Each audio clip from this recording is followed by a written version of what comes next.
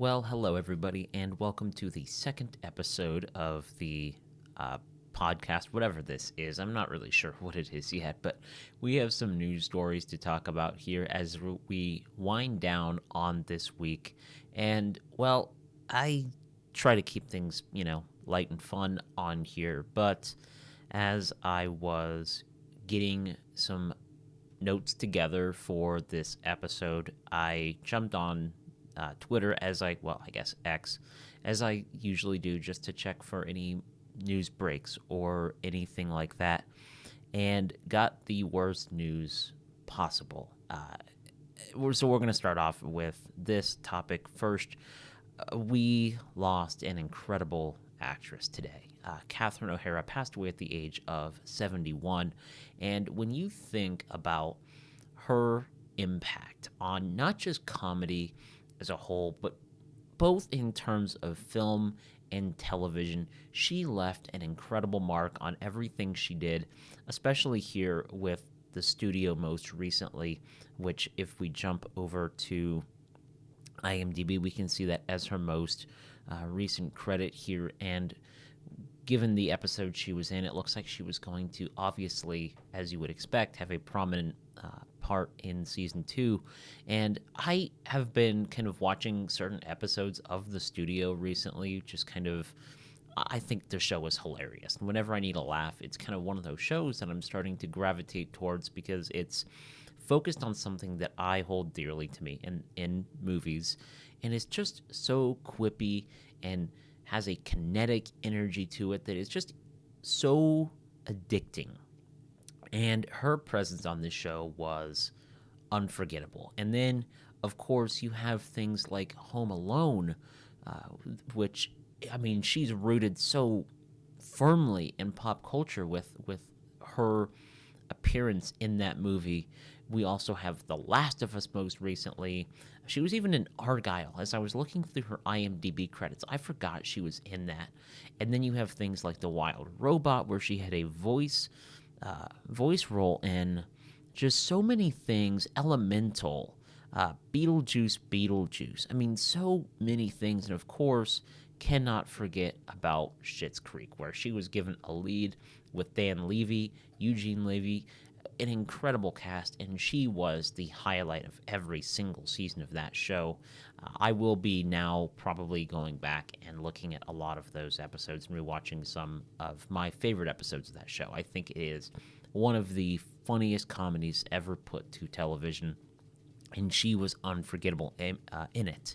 She was nominated for Emmys most recently with the studio. I mean, talk about a career.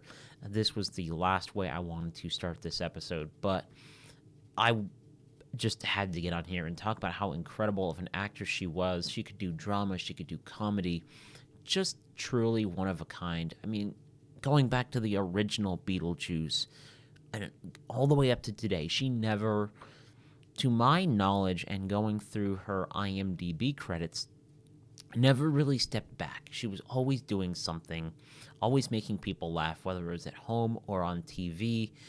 Just a talent that will never be replaced. She was one of a kind, truly. We're going to be seeing that a lot over the next few days, that phrase being used towards her, but it truly is, it's just the truth. She was incredible. I wish that I had a better way to start this episode, but I don't. And I'm still just kind of at a loss for words because, when you have a news story break like this, it's just not.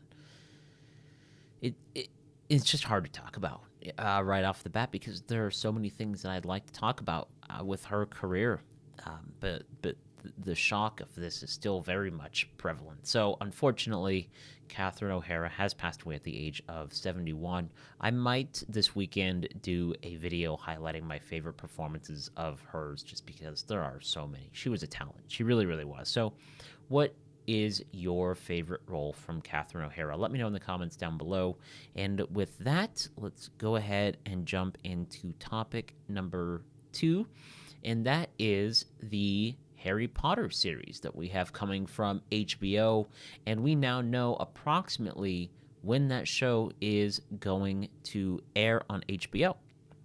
This article is from Deadline in an interview with Casey Bloys, the chairman and CEO of HBO. And he says, giving a window to Deadline, saying this quote, I would say to narrow it down to some extent, early 2027. And now you're going to ask, does that mean January, February, March, April? That's what we're not ready to say. I'll say early 2027. So we know about when the show is going to debut. And I have no reason to expect that HBO is just going to drop all of this one season all at once. They've never done that. And I hope to God they don't start with this Harry Potter series, because this is going to be, if it sticks the landing and the casting and everything comes together as good as I think it will be based on everything that we know, given the, like I said, the cast, they are clearly putting a lot of thought and time into this show. And so I have no reason to doubt that this will not come together and be an incredible adaptation of the books. This is going to be something that people are going to be talking about week after week after week after week. And I think this show, again, if it sticks the landing, will be one of the biggest HBO shows ever. I don't think it'll even take a little bit of time for this show to get its feet on the ground with the general public. I think when you have something as iconic and rooted in pop culture history as Harry Potter, you don't need to establish yourself. You've already done it. The IP has done it. What you need to do, and what their biggest hurdle is going to get people on board with this new cast, because obviously we are so familiar with Daniel Radcliffe, that whole entire cast. You have to get people on board with this new iteration of these characters, knowing that they are going to be different and that they are not going to be copying what Daniel Radcliffe and Emma Watson did in those live-action films. They are taking the characters and they are putting their own spin on it, and I hope it feels fresh, and the production design and costume design is as immersive as it was in the films. And I'm just curious to see how they break the books into episodes, particularly with the first book, Philosopher's Stone. Yeah, I call it that. I don't call it Sorcerer's Stone. Sorry. That's going to be critical. And I think if there's anybody that can do it, it's HBO. So we now know approximately when this show is going to debut. I think that's a pretty good window of time. If you live in certain parts of the country, you're going to be dealing with like winter and the colder temperatures and not wanting to go out. Why not stay in and week after week sit the family down and watch Harry Potter for however long these episodes are? I hope that they are hour 10 each episode. Right now we're seeing some shorter episodes than I'm used to with an HBO show, with Night of the Seven Kingdoms, which I'm perfectly fine with right now. That show it had won me over in the first episode. So are you excited for this HBO adaptation of Harry Potter? Let me know in the comments down below what you think of this release time frame that we have. And speaking of release dates, that brings us to our final topic today, and that is the long-anticipated release date of Fast and Furious 11, which now has an interesting title, we'll call it. This is from The Hollywood Reporter. If my computer will cooperate here. New Fast and Furious movie gets title and spring 2028 release. And then if we come down here, we have Vin Diesel's post on his Instagram that gives us both the release and the title. If I can, there we go. Now I can see. This comes from Vin Diesel. No one said the road would be easy, but it's ours. One that has defined and become our legacy. And the legacy lasts forever. March 17th, 2028. Fast forever. they could do something hilarious and just do the number 4. I mean, why not? Come on.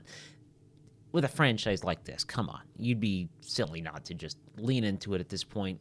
But we finally have a release date for the final Fast and Furious film. This franchise needs to end. I'm going to say it. And look, I know that even the weakest ones are still going to be a very nice payday for Universal. But I think these have gone on long enough. I really, really do. There have been installments that I've liked quite a bit. I liked Fast 5, Fast 6. I'm not even going to try and remember what some of them are called. But I liked 5. I like 6. I really enjoyed 7. 8 has moments.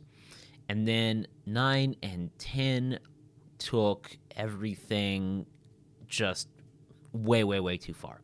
And that's coming from somebody who, again, got a kick out of Furious 7, where they are launching a car from building to building. I enjoyed that. In 5, they are carrying a safe down a highway with cars and causing mass destruction. 6, a car is keeping up with an airplane that's about to take off. I am not above having fun with these movies, and I have had plenty of fun with these movies. But if I'm being honest, it's time. It's time, with all of the drama that's been going on with this film in particular, as far as Universal wanting the budget to come down, and then the comments that Vin Diesel made about bringing Paul Walker's Brian back. I really, really hope that they have steered away from that. I think, given the public reaction to that, if they're smart, they have shied away from that. I don't think that's a good idea. It's clear that they're just running out of steam, and they're making this one to just bring this franchise to a close. How much of the cast we see come back and how much of Fast X we see in this film, who's to say, because they've also talked about making this a street-level film again in Los Angeles. How you go back to that after what you did in 10, I'm not sure. Continuity, as far as this franchise is concerned, is, well, not a concern. So I wouldn't be surprised if they take it back to the streets, but it will have me very confused as to how the heck they go from jumping cars off of dams and Jason Momoa doing all of his stuff to just racing cars on the street again. I mean, are we going to have like a cold open where we wrap up all of the events that happened after Fast X? I don't know. I'll be seated for this one. I've seen all of them. I'm in it now. I'll watch one more. But when it is over, I will be glad that this franchise, after 25 years, I believe, if I'm not mistaken, it's been 25 years of Fast films. And when did Fast X come out? If I'm not mistaken, let me see if I can pull that up here. I think it's been, by the time this comes out, yeah, it will have been almost 5 years since Fast 10 came out, which came out in May of 2023. So almost half a decade since 10 will we get Fast Forever. I'm just going to go ahead and start that campaign right here, right now. I don't know. I'll watch it. Am I eagerly awaiting it? No, but yeah, you know what? Give me an amusing time in the theater and I'll walk out satisfied, especially with a franchise like this where the bar is so low. All you have to do is entertain me with cars for 2 hours and I'll be good. So, what do you think of Fast Forever? What do you think of the title? And are you looking forward to this final installment in the franchise? I'm very neutral on it. I think it will depend on who they get as a director, if they are going to bring somebody back, if they're going to get somebody new behind the camera. Hell, is Vin going to direct this? I wouldn't be surprised at this point. Yeah, let me know in the comments down below what you think of Fast Forever, both the release date and if you're anticipating this movie at all. That does wrap up our topics for today. Going to keep this one pretty short and sweet. Uh, Bear with me as I get the hang of this. I'm not used to lining up multiple topics and formulating my thoughts on them real time. Once I get more organized with this, hopefully I can get some notes going on like a document that'll keep me on track. But for this one, I wanted to talk about these three things in particular. Catherine O'Hara's passing. So I just wanted to jump on here and talk about these. So thanks for sticking with me as I ramble and try and figure out my words for all of these topics. This will get better over time. I don't know how often these are going to happen, but we'll get there. We'll get there, and with your patience, I hope that you stick around. So, as always, thank you so much for watching one of my videos. If this is your first time here, welcome. We talk about movies and TV and filmmaking, all of the things, movie related, TV related. We do that here. So, thank you so much, as always, for watching, and, well, I'll see you in the next one.